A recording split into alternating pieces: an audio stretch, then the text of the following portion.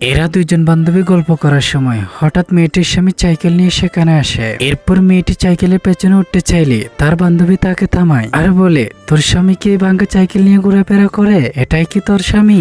আর শেষমেশ এই ভিখারিটাকে বিয়ে করেছিস? এটা বলতে ওই দুষ্টু মেয়েটির স্বামী মার্সিডিজ গাড়ি নিয়ে সেখানে আসে। লোকটি গাড়ি থেকে নেমে দুষ্টু মেয়েটির কাছে আসলে মেয়েটি বলে, দেখেছিস আমার স্বামী এই শহরের বড় অ্যাপার্টমেন্টের মালিক। আমাদের তিনটা গাড়ি রয়েছে, আর এদিকে তোরা ভাঙ্গা সাইকেল নিয়ে ঘুরিস।